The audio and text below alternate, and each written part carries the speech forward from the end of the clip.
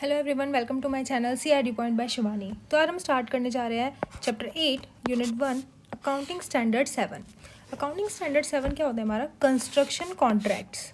तो सबसे पहले देखते हैं हमारा अकाउंटिंग स्टैंडर्ड होता क्या है। Accounting standard 7 prescribes the principle of accounting for construction contracts in the financial statement of contractors. यानी कि जो हमारे कॉन्ट्रैक्टर्स होते हैं उनकी जब हम फाइनेंशियल स्टेटमेंट तैयार करते हैं तो उसमें किस तरीके से अकाउंटिंग ट्रीटमेंट किया जाता है हमारे कंस्ट्रक्शन कॉन्ट्रैक्ट्स का, तो वो आता है हमारे अकाउंटिंग स्टैंडर्ड 7 में।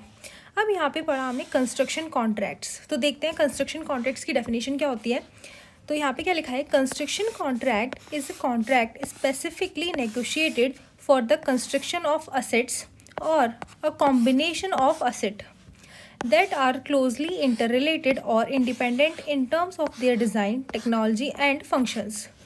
कंस्ट्रक्शन कॉन्ट्रैक्ट होता क्या है मेनली हमारा? जब भी हम कोई कंस्ट्रक्शन करते हैं किसी भी एसेट का या फिर कॉम्बिनेशन ऑफ असेट का, कोई भी हमारा कॉम्बिनेशन ऑफ असेट है, हम उसका कंस्ट्रक्शन कर रहे हैं या हम जो कि इंटर रिलेटेड है या इंडिपेंडेंट है, किन टर्म्स में? डिज़ाइन में, टेक्नोलॉजी में और उसके फंक्शंस में, तो वो क्या हो जाएगा हमारा construction contracts.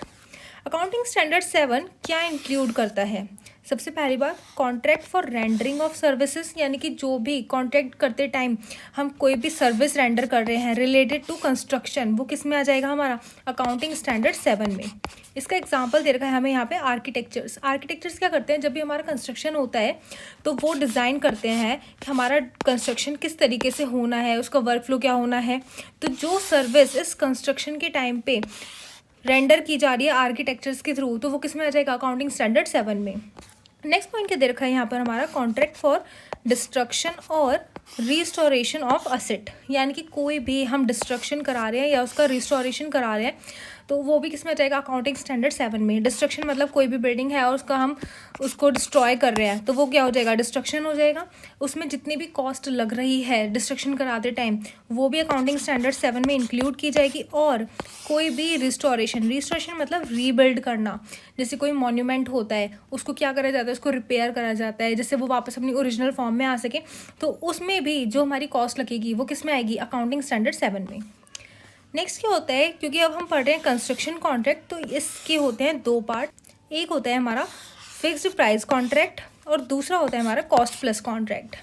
Fixed price contract हमारा वो कॉन्ट्रैक्ट होता है जहाँ पे हम किसी को भी कंस्ट्रक्शन के लिए कोई भी कॉन्ट्रैक्ट देते हैं, उसका प्राइस हम पहले से ही फिक्स्ड कर देते हैं, चाहे कितने भी साल लगे, लेकिन उसका जो कंस्ट्रक्शन होना है वो एक फिक्स्ड प्राइस पर ही होना है। जैसे कि यहाँ पे लिखा है price is agreed as fixed sum और fixed rate per unit of output, यानी कि हम पहले से ही हमने क्या कर रखा है? प्राइस इज एग्रीड, हमने पहले ही एक प्राइस एग्री कर लिया है किस चीज़ पे? फिक्स्ड सम और fixed rate per unit of output.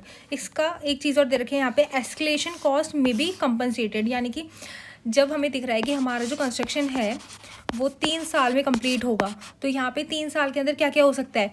Inflation आ जाएगा या फिर कोई भी हमारी इमरजेंसी आ गई कंस्ट्रक्शन करते टाइम, तो उसमें जो भी कॉस्ट लगेगी वो इसमें ऐड ऑन हो जाती है।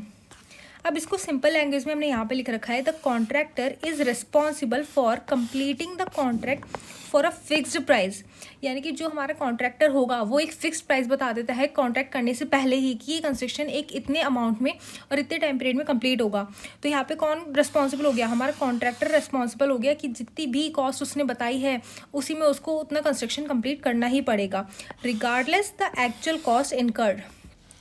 जैसे कि एक कंस्ट्रक्शन होना था जिसकी कॉस्ट थी 50 लाख रुपीज़, तो यहाँ पे क्या हुआ? 50 लाख हमने डिसाइड करा हमारे कॉन्ट्रैक्ट में कि 50 लाख रुपीज़ ही लेगा कॉन्ट्रैक्टर इस कॉन्ट्रैक्ट को पूरा करने के लिए, लेकिन जो एक्चुअल कॉस्ट लगी वो लगी 80 लाख की। तो यहाँ पे जो लॉस हो रहा है वो कस्टमर बियर नहीं करेगा, ये लॉस करेगा कॉन्ट्रैक्टर बियर, और यहाँ पे 30 लाख का उसे लॉस हो जाएगा। क्लियर? यानी कि यहाँ पे कॉन्ट्रैक्टर क्या कर रहा है? वो रेस्पॉन्सिबल हो रहा है कि उसने जितनी भी अमाउंट बोली है वेदर कि वो उसे उतने ही अमाउंट में कंप्लीट करे उस कंस्ट्रक्शन को, या फिर अगर एक्स्ट्रा अमाउंट लगती है तो जो वो लॉस होगा वो बियर करेगा कॉन्ट्रैक्टर। नेक्स्ट आता है हमारा cost plus contract. Cost plus contract क्या होता है हमारा? Contract in which the contractor is reimbursed for allowable cost plus percentage of these cost और फिक्स्ड फी। यहाँ पे क्या होता है, यहाँ पे जब कोई कंस्ट्रक्शन होता है तो क्या डिसाइड कर दिया जाता है कि जितनी भी कॉस्ट इसको बनाने में लग रही है वो सारी की सारी कॉस्ट किससे रीइंबर्स करी जाएगी, कस्टमर से।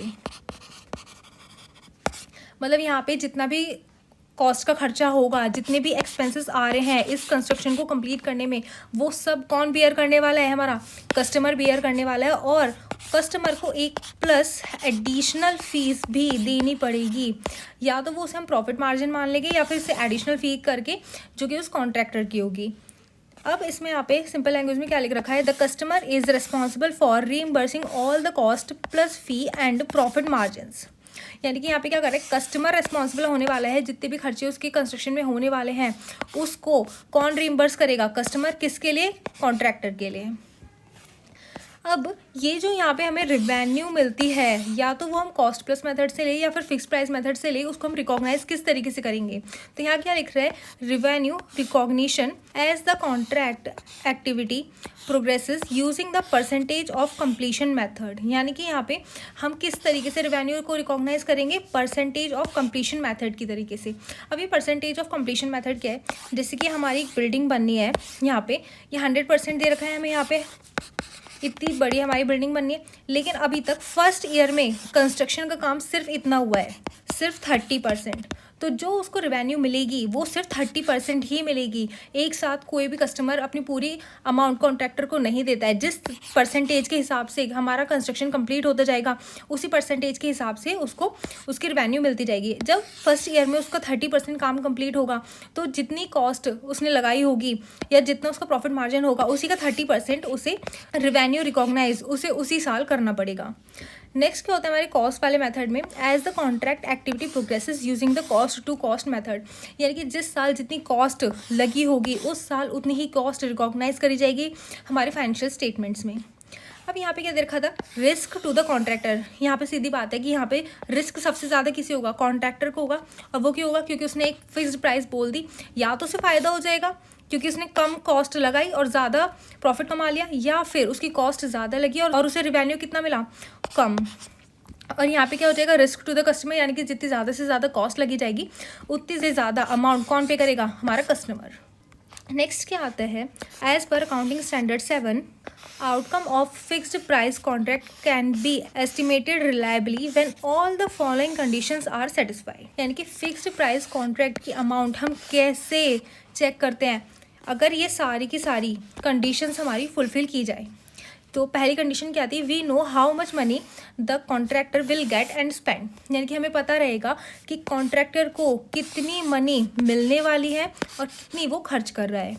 नेक्स्ट क्या होता है, we know how much of the project is done. यानी कि कितने परसेंटेज काम हर साल कंप्लीट हो रहा है। जितने परसेंटेज काम कंप्लीट होगा सिर्फ उतने की ही अमाउंट उसे रिसीव होगी उसी फाइनेंशियल ईयर में। नेक्स्ट क्या होता है, we have plan for any potential risk. यानी कि अगर कंस्ट्रक्शन करते टाइम किसी भी तरीके का पोटेंशियल रिस्क अराइज हो रहा है तो हम क्या करते हैं, हम उसके लिए पहले से ही प्लान रहेंगे। यानी कि हमारे पास सारी प्लानिंग पहले से कर दी जाएगी कि अगर कोई भी पोटेंशियल रिस्क आ रहा है तो हम उसको किस तरीके से फेस करेंगे। नेक्स्ट क्या है, there are no major uncertainties that could affect the project. यानी कि कोई भी ऐसी मेजर अनसर्टेनिटी नहीं होनी चाहिए जो हमारे प्रोजेक्ट को अफेक्ट करे। तो ये किस में आ जाएगा, हमारा फिक्स्ड प्राइस कॉन्ट्रैक्ट में। ऐसे ही सेम होता है हमारा कॉस्ट प्लस कॉन्ट्रैक्ट में। Cost plus contract points, we know how much money the contractor will spend. यानी कि हमें पता रहेगा कि कॉन्ट्रैक्टर कितनी मनी स्पेंड कर रहा है, क्लियर। और दूसरा क्या है, the customer will likely reimburse the contractor for all the cost incurred. Simple सी बात है, कॉन्ट्रैक्टर क्या करेगा, रीइम्बर्स कर देगा सारी की सारी कॉस्ट को जितनी भी उसने लगाई होगी, किसको, कस्टमर को। अब देखते हैं इसके कुछ फॉर्मूले हैं कि हाउ टू कैलकुलेट प्रॉफिट। अब हम कॉन्ट्रैक्ट कॉस्ट में अपना प्रॉफिट कैसे कैलकुलेट करते हैं। तो सबसे पहले हम देखते हैं डिग्री ऑफ कंप्लीशन। यानी कि जैसे मैंने बताया था, अगर हम कोई कंस्ट्रक्शन कर रहे हैं और उसका हमने 30% कंप्लीट कर लिया तो हमें ये कैसे पता चलेगा कि हमने 30% कंप्लीट कर लिया इस 100% में से। तो ये 30% निकाला, यानी कि डिग्री ऑफ कंप्लीशन में कितनी डिग्री कंप्लीट कर लिया है। तो वो देखते हैं, इसका फॉर्मूला क्या होता है, cost incurred divided by cost incurred plus estimated future cost into 100, जिसे हम परसेंटेज निकाल सकते हैं। अब कॉस्ट इनकर्ड क्या क्या इंक्लूड करते हैं, वर्क सर्टिफाइड और work not certified. Work certified हमारा वो होता है जब हमारी फील्ड पर जहाँ हमारा कंस्ट्रक्शन हो रहा है वहाँ जितना वर्क हुआ है उसको सर्टिफाइड कर दिया जाए कि हाँ ये 100% कंप्लीट हो चुका है। और वर्क नॉट सर्टिफाइड वो होता है जो अभी पेंडिंग में होता है, जो अभी कंप्लीट नहीं हो रहा है पूरी तरीके से।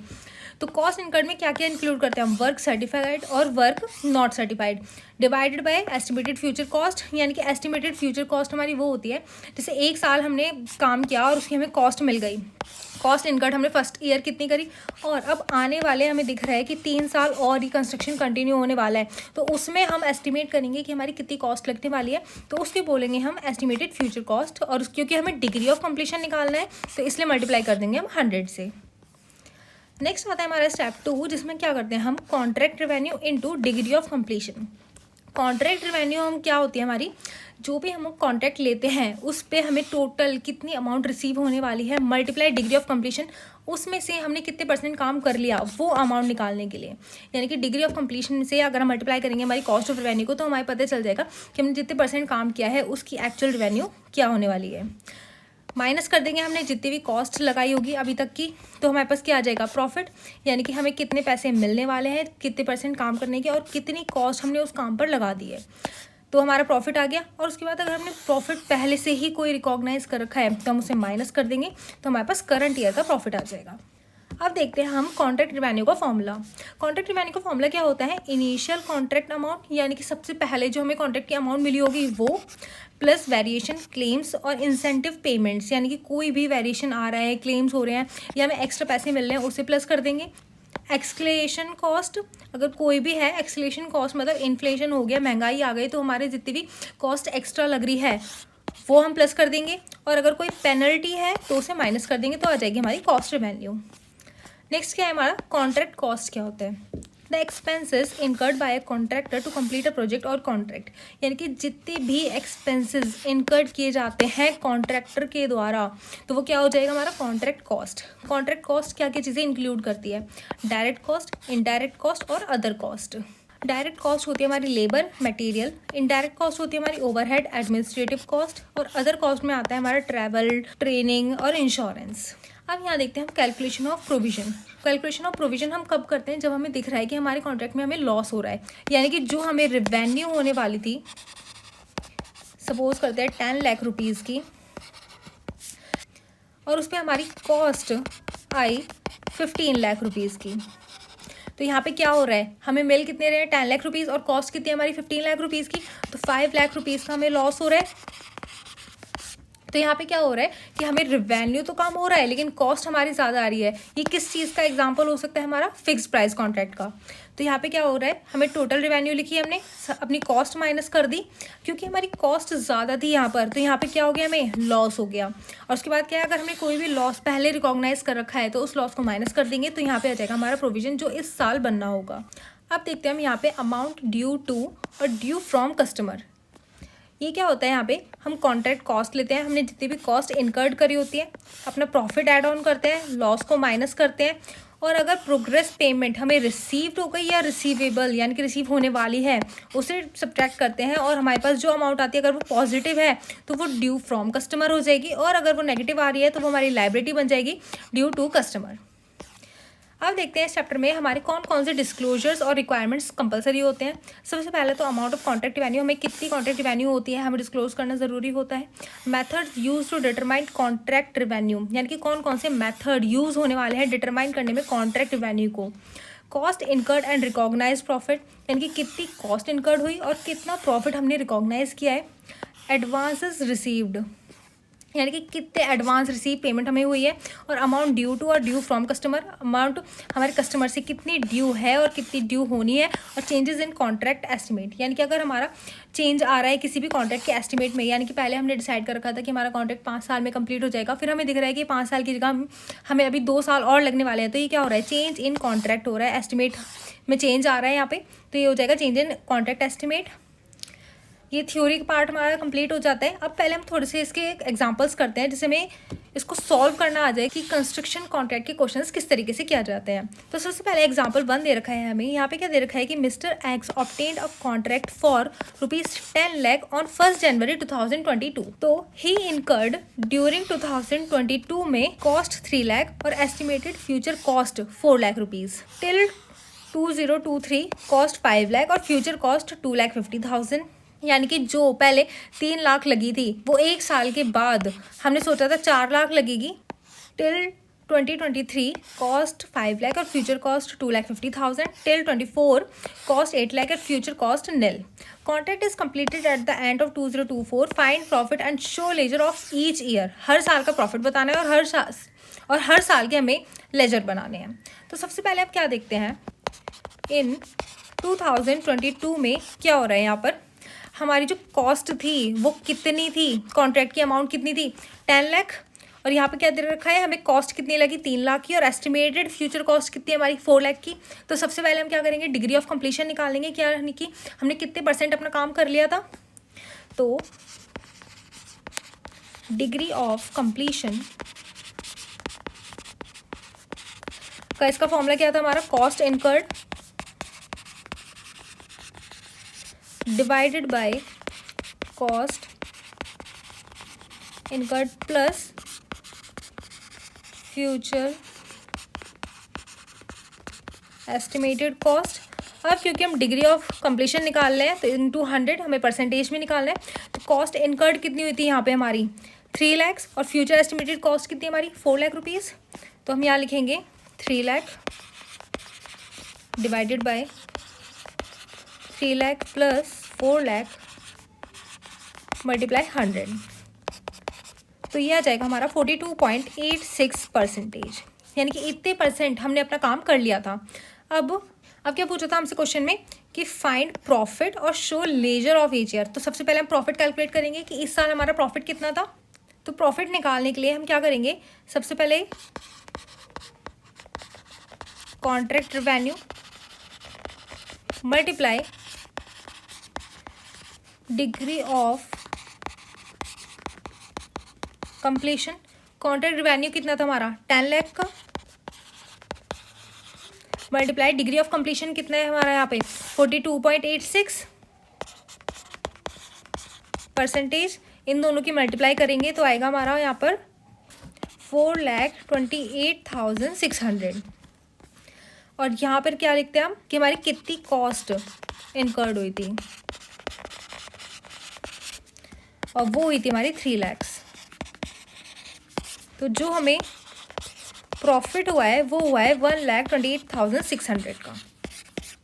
क्लियर। यहाँ पे हमने क्या करा, हमें कॉन्ट्रैक्ट रेवेन्यू यानी कि हमारा 10 लाख का कॉन्ट्रैक्ट रेवेन्यू था और डिग्री ऑफ कंप्लीशन कितना था 42.86%, यानी कि इस 10 लाख में से हमने सिर्फ इतने % का काम किया है। तो इस साल हमें कितने अमाउंट मिलनी चाहिए, इतने मिलनी चाहिए, और उसमें से हमने कॉस्ट कितनी इनकर कर दी 3 लाख रुपीज़ की। तो हमें प्रॉफिट कितने का हो रहा है 1,28,600 का। अब हम प्रॉफिट एंड लॉस अकाउंट बनाएंगे। यहाँ पर ये कौन सी ईयर का चल रहा है यहाँ पे 2022 का। जब हमने यहाँ पे अपना प्रॉफिट एंड लॉस अकाउंट बनाया तो यहाँ पर लिखेंगे हम टू कॉन्ट्रैक्ट कॉस्ट, यहाँ पे हम अपनी कॉस्ट लिखेंगे, और बाय कॉन्ट्रैक्ट प्राइस कि प्राइस क्या था और कॉस्ट क्या थी। कॉस्ट हमारी लगी 3 लाख रुपीज़ और प्राइस कितने थे हमारे कॉन्ट्रैक्ट के 428,600। अब हमारा आएगा प्रॉफिट, और प्रॉफिट की वैल्यू क्या थी 128,600।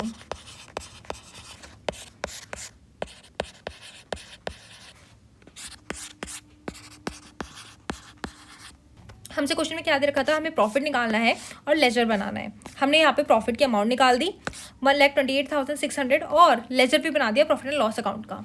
अब क्या करते हैं हम, ड्यूरिंग 2023 यहाँ पर क्या होता है, हमारी कॉस्ट है यहाँ पे 5 लाख रुपीज़ और फ्यूचर एस्टिमेटेड कॉस्ट है हमारे 2,50,000। तो यहाँ पे भी हम सेम करेंगे, सबसे पहले डिग्री ऑफ कंप्लीशन निकालेंगे। तो हम निकालेंगे डिग्री ऑफ कि कितने % हमने काम अपना कर रखा है। डिग्री ऑफ कंप्लीशन कैसे निकलती है, cost incurred divided by cost incurred plus estimated future cost into 100। और कॉस्ट इनकर्ड कितनी हुई थी 2023 तक, यहाँ पे क्या लिख रखा था कि टिल 2023 तक, यानी कि यहाँ पे 3 लाख और 5 लाख को हमें प्लस नहीं करना। यहाँ पे ड्यूरिंग 2022 तक का था कि यहाँ पे 3 लाख रुपए खर्चे हो रखे थे, लेकिन यहाँ पे क्या है, यहाँ पे 23 तक दे रखा है टिल 5 लाख रुपीज़, यानी कि ये 3 लाख भी इसमें ऑलरेडी इंक्लूड है। तो अब जो यहाँ पर हम अपनी अमाउंट लेंगे वो कितनी हो जाएगी 5 लाख रुपीज़ की। तो डिग्री ऑफ कंप्लीशन निकाल रहे थे हम, कॉस्ट इनकर्ड कितनी हो गई 5 लाख रुपीज़, कॉस्ट इनकर्ड फिर से 5 लाख रुपीज़, और फ्यूचर एस्टिमेटेड कॉस्ट हमें दे रखी थी 2,50,000 इंटू 100। अब इसे सॉल्व करेंगे हम तो आ जाएगा हमारा 66.67%। अब हमारा डिग्री ऑफ कंप्लीशन आ गया। अब हमें क्या निकालना था प्रॉफिट, और प्रॉफिट कैसे निकालेंगे हम, सबसे पहले लिखेंगे हम contract revenue multiply degree of completion. तो डिग्री ऑफ कंप्लीशन लिख लिया, कॉस्ट रेवेन्यू कितना था हमारा 10 लाख, और डिग्री ऑफ कंप्लीशन कितना है हमारा 66.67। इन दोनों की मल्टीप्लाई करा देंगे तो यह जाएगा हमारा 6,66,700। अब इसमें से हमें क्या माइनस करना था, हमने कितनी कॉस्ट इनकर्ड कर दी, यानी कि minus cost incurred. Cost incurred कितनी थी हमारी 5 लाख रुपीज़। इन दोनों को माइनस करा तो अमाउंट आ जाएगी हमारी प्रॉफिट की 1,66,700। ठीक है। अब ये जो प्रॉफिट है ये टोटल प्रॉफिट है जब से हमारा कंस्ट्रक्शन स्टार्ट हुआ था, क्योंकि यहाँ पे जो हमने डिग्री ऑफ कंप्लीशन हमने कितना लिया है 66.67। तो ये कब का है, स्टार्टिंग से अभी तक का, यानी कि 2022 से 2023 तक का जितना भी प्रॉफिट है ये वो है। लेकिन हमने क्या देखा कि फर्स्ट ईयर जो हमारा प्रॉफिट आया था उसकी वैल्यू कितनी थी 128,600, यानी कि हमने इतना प्रॉफिट तो पहले ही मिल चुका है ना। अब ये प्रॉफिट भी इस प्रॉफिट में इंक्लूड है, तो हम क्या करेंगे, हमें इस साल का प्रॉफिट निकालना है। तो हम कैसे निकालेंगे, पिछले साल का प्रॉफिट इसमें से माइनस करेंगे, क्योंकि ये जो प्रॉफिट है ना ये 100% जो हमारा डिग्री ऑफ कंप्लीशन था उसमें से 67.66% का है। अब यहाँ पे जब हमें दे रखा है, अब हमने पहला कितना अपना डिग्री ऑफ कंप्लीशन निकाला था 42.86, और अब कितना है 66.67। तो हम क्या कर रहे हैं, इसमें से उस वाले प्रॉफिट को एक्सक्लूड करेंगे तो हमारे पास इस साल का प्रॉफिट आ जाएगा, प्रॉफिट ऑलरेडी रिकॉग्नाइज्ड। और वो कौन सा प्रॉफिट था ऑलरेडी रिकॉग्नाइज होने वाला, 1,28,600 का, 1,28,600। तो प्रॉफिट कब का 2023 का हमारे पास अब आएगा, तो ये हो जाएगा हमारा 38,100। तो हमारा 2023 का प्रॉफिट कितना हो जाएगा 38,100। अब हमें प्रॉफिट कैलकुलेट करना है 2024 का, तो लिखेंगे यहाँ पे ड्यूरिंग 2024। तो हमारा प्रॉफिट कैसे कैलकुलेट होगा, सबसे पहले हम क्या निकालेंगे, degree of completion, degree of completion क्या हो जाएगा हमारा, cost incurred divided by cost incurred plus estimated future cost. अब देखते हैं हम यहाँ पे 2024 में कितना दे रखा था हमें, कॉस्ट कितनी है 8 लाख, और फ्यूचर कॉस्ट निल, यानी कि आगे कोई कंस्ट्रक्शन होने वाला है नहीं, इसलिए हमारी कोई कॉस्ट आनी नहीं है। तो जो 8 लाख कॉस्ट आई है ये किस चीज़ की आई है 100% कंप्लीशन की। तो हम क्या करते हैं यहाँ पे, कॉस्ट इनकर्ड कितनी थी 8 lakh rupees divided by 8 lakh plus estimated future cost कितनी थी 0 मल्टीप्लाई 100। तो हमारे पास कितने आ गया 100% डिग्री ऑफ कंप्लीशन। अब हमें प्रॉफिट निकालना है तो हम कैसे निकालेंगे, contract cost multiply degree of completion. तो कॉन्ट्रैक्ट कॉस्ट कितनी थी हमारे पास 10 लाख, और डिग्री ऑफ कंप्लीशन 100%, तो ये अमाउंट कितनी हो जाएगी हमारे पास 10 लाख की। इसमें माइनस क्या करेंगे, हमने कितनी कॉस्ट इनकर्ड करी थी, minus cost incurred, cost incurred कितनी थी हमारे पास 8 लाख रुपीज़ की। तो हमें जो टोटल प्रॉफिट हुआ है अभी तक इस कॉन्ट्रैक्ट में वो कितना हो गया 2 लाख का। लेकिन हमें क्या चाहिए था, हमें प्रॉफिट चाहिए था अभी 2024 का। तो हम क्या करेंगे, इसमें से हम पिछले साल का प्रॉफिट माइनस कर देंगे, जिससे हमारे पास क्या आ जाएगा प्रॉफिट ऑफ 2024 का। तो हमने पहले से ही इसमें माइनस करेंगे प्रॉफिट ऑलरेडी रिकॉग्नाइज,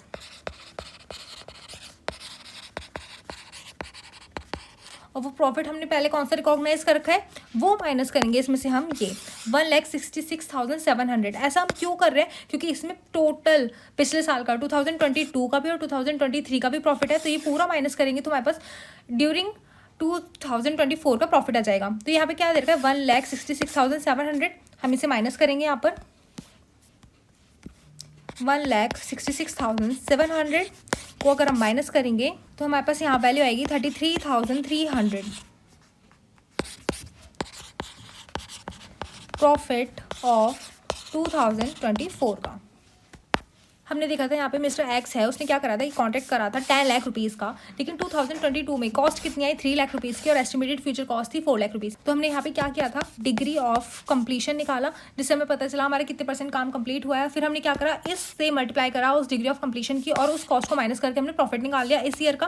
फिर नेक्स्ट हमने क्या करा 2023 में, क्योंकि यहाँ पे सारी कॉस्ट दे रखी थी जो अभी तक लगी थी, यहाँ पे ड्यूरिंग 2022 लिख रहा है, लेकिन यहाँ पे क्या है टिल, क्योंकि अभी तक 2023 में इतनी कॉस्ट लगी है 2023 के आने तक।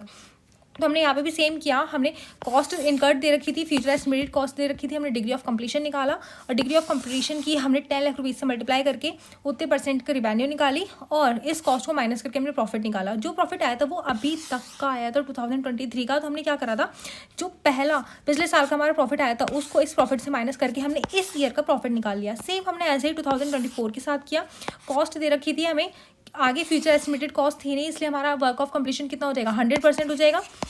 अब हमने क्या करा 10 लाख रुपीज़ में से 8 लाख रुपीज़ माइनस किए, जो हमारा प्रॉफिट आया उसमें से हमने इन दोनों का प्रॉफिट एक साथ वाला वो माइनस कर दिया, जिससे हमारे पास 2024 का भी प्रॉफिट आ गया। क्लियर, तो हमारा ये वाला एग्जाम्पल 1 कंप्लीट हो गया। अब नेक्स्ट करते हैं हम अपना एग्जाम्पल 2। यहाँ पे क्या दे रखा है कि हमें दे रखा है contract revenue, degree of completion दे रखा है, वर्क सर्टिफाइड, वर्क अनसर्टिफाइड दे रखा है और फ्यूचर एस्टिमेटेड कॉस्ट भी दे रखी है और फाइंड प्रोविजन। अब यहाँ पे दे रखा है हमें प्रोविजन फाइंड करना है। इसका मतलब सिंपल सी बात है, जब भी कभी हमें दे रखा हो प्रोविजन फाइंड करना है, इसका मतलब हमें लॉस हो रहा है। हम प्रोविजन कब बनाते हैं, जब हमें लॉस हो रहा हो। अब यहाँ पे क्योंकि वर्क सर्टिफाइड और वर्क अनसर्टिफाइड दे रखा है, हमने क्या पढ़ा था, जब हम कॉस्ट इनकर्ड कैलकुलेट करते हैं तो हम work certified plus work uncertified लेते हैं। तो हमारी कॉस्ट इनकर्ड कितनी हो जाएगी 62 करोड़ प्लस 30 करोड़, जो कि हो जाएगी हमारी 92 करोड़।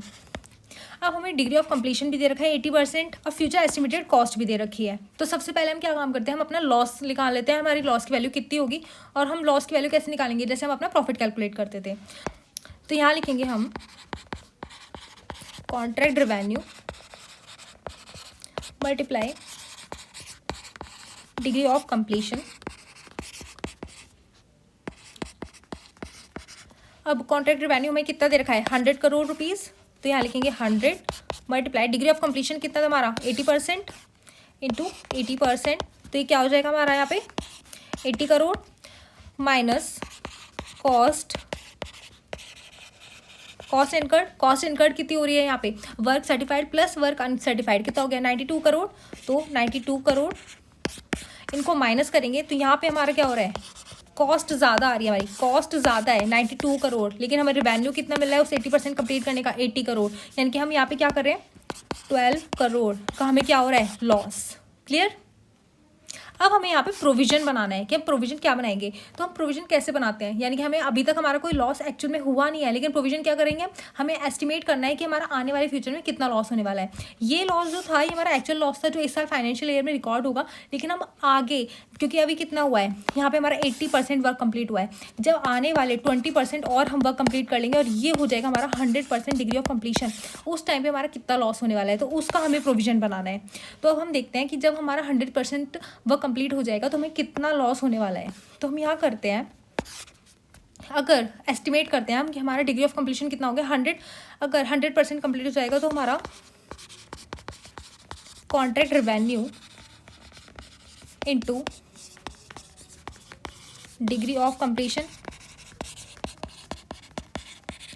कॉन्ट्रैक्ट रिवेन्यू कितना था हमारा 100 crore into degree of completion 100%, ये कितना हो जाएगा 100 करोड़ अमाउंट हो जाएगी, माइनस कॉस्ट इनकर्ड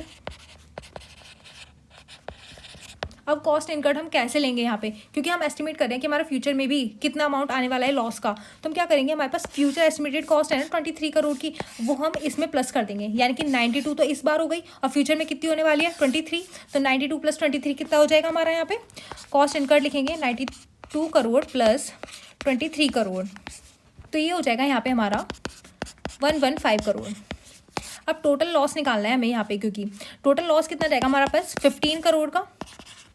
अब ये टोटल लॉस है, लेकिन हमें प्रोविजन कितने का बनाना है, सिर्फ अगले साल होने वाले छोटे अमाउंट वाले लॉस का। अब यहाँ पे क्या हो रहा है, यहाँ पे हमने 12 करोड़ का लॉस तो हमने पहले एस्टिमेट कर लिया था 80% के लिए। अब हमें जो यहाँ पे निकालना है 15 करोड़ जो आया है, उसमें से हम इस 12 करोड़ को माइनस कर देंगे, माइनस लॉस ऑलरेडी रिकॉग्नाइज।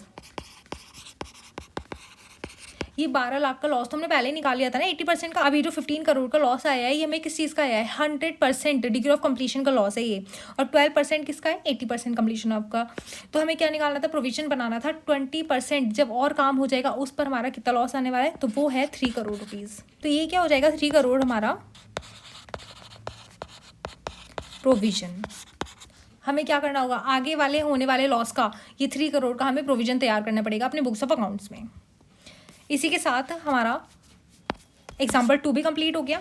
अब देखते हैं हम एग्जाम्पल 3।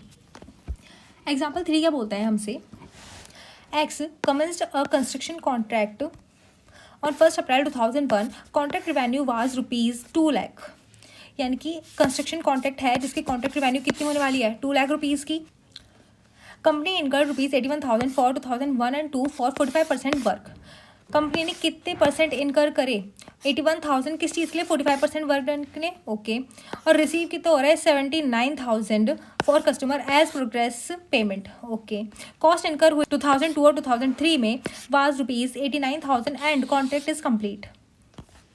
ठीक है, prepare P&L account and customer account. हमें क्या करना है, प्रॉफिट एंड लॉस अकाउंट बनाना है और कस्टमर अकाउंट बनाना है। तो सबसे पहले स्टार्ट करते हैं प्रॉफिट एंड लॉस अकाउंट से। प्रॉफिट एंड लॉस अकाउंट, तो जब हम अपना प्रॉफिट एंड लॉस अकाउंट बनाते हैं तो सबसे पहले हम उसमें क्या लिखते हैं कि हमारे कॉन्ट्रैक्ट का कितना प्राइस था, तो हम क्या लिखेंगे, बाय कॉन्ट्रैक्ट प्राइस। तो सबसे पहले हमारा जो वर्क कंप्लीट हो रहा है वो हो रहा है 45% का, और कॉन्ट्रैक्ट की प्राइस कितने थे, 2 लाख रुपीज़। तो हम यहाँ पे क्या लिखेंगे, 2 लाख मल्टीप्लाई 45%, तो ये कितना हो जाएगा हमारा 90,000। अब टू कॉन्ट्रैक्ट कॉस्ट, कॉस्ट कितनी अगर हुई थी, वो हुई थी हमारी, कंपनी इनकर्ड ₹81,000, कंपनी ने इनकर्ड कितनी करी 81,000, तो यहाँ आ जाएगा 81,000। अब प्राइस इतना था, 41% वर्क डन की वैल्यू इतनी आई थी, तो हमारा क्या हो जाएगा, प्रॉफिट कितने का, 9,000 का।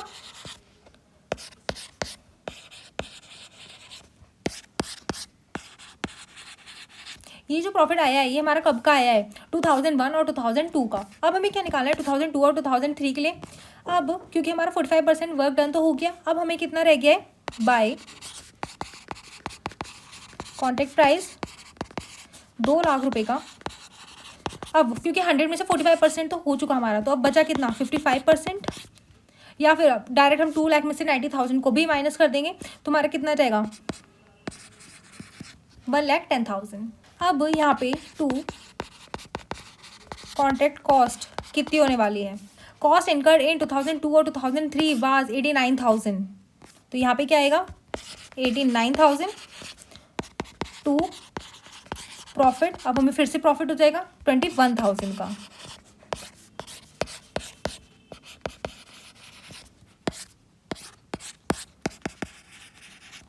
क्लियर, ये बन गया हमारा प्रॉफिट एंड लॉस अकाउंट। कब का, 2000, ये जितना है ये होगा हमारा 2001 का, और ये 2002 का, और ये होगा 2003 का। क्लियर। अब क्या करेंगे, अब हमने प्रॉफिट एंड लॉस अकाउंट तो बना लिया, अब हमें नेक्स्ट क्या चीज़ बनानी थी, कस्टमर अकाउंट। तो अब बनाएंगे हम कस्टमर अकाउंट। अब हम क्या देखेंगे यहाँ पे, सबसे पहली बात कॉन्ट्रैक्ट का प्राइस कितना था, 90,000, तो यही लिख देंगे हम यहाँ पे कस्टमर के लिए। कॉन्ट्रैक्ट का प्राइस कितना था, तो कॉन्ट्रैक्ट प्राइस 90,000 और बाय बैंक, कस्टमर को मिले कितने थे, मिले कितने थे, रिसीव्ड ₹79,000 फ्रॉम कस्टमर, ठीक है। तो बाय बैंक में क्या आएगा, 79,000, क्यों, क्योंकि हमें कस्टमर से मिले कितने थे, रिसीव ₹79,000 फ्रॉम कस्टमर, क्लियर। अब कॉन्ट्रैक्ट प्राइस 90,000 था, मिले हमें कस्टमर से इतने थे, तो हमारा बाय बैलेंस CD कितना बचा है यहाँ पे, 11,000।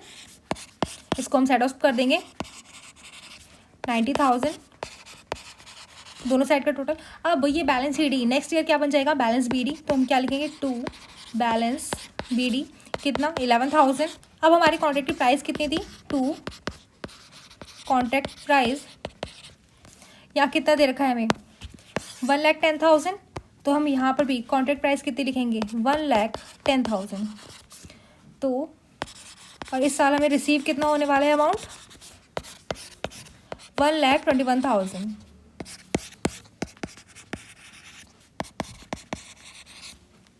इसी के साथ हमारा ये क्वेश्चन कंप्लीट हो गया।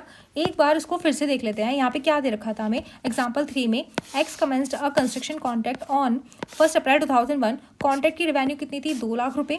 कंपनी ने इनकर कितने करे, 81,000 2001 और 2002 में 45% वर्क डन हुआ है। यहाँ पे रिसीव कितने हुए थे कस्टमर से, 79%, और यहाँ पे कॉस्ट इनकर्ड हो रही है 2002 और 3 में 89,000, और कंस्ट्रक्शन हमारा कंप्लीट हो जाता है। तो हमें यहाँ बोला था प्रॉफिट एंड लॉस अकाउंट बनाना है और कस्टमर अकाउंट बनाना है। जब हम प्रॉफिट एंड लॉस अकाउंट बनाते हैं तो हम क्या लिखते हैं, सबसे पहले तो डेबिट साइड लिखते हैं हम, हमारी कितनी कॉस्ट इनकर्ड हुई है। तो कॉस्ट इनकर्ड कितनी हुई थी हमारी, 81,000, हमने कॉस्ट लिख दी 81,000। हमारा सबसे पहले 45% वर्क डन हुआ था, तो 2 लाख का 45% निकाला, तो हमारी कॉन्ट्रैक्ट प्राइस आ गई 90,000। इन दोनों को माइनस करा तो हमारे पास प्रॉफिट आ गया। जब हम कॉन्ट्रैक्ट प्राइस में से अपनी कॉस्ट माइनस करते हैं तो हमारे पास क्या आता है, प्रॉफिट आ गया हमारे पास।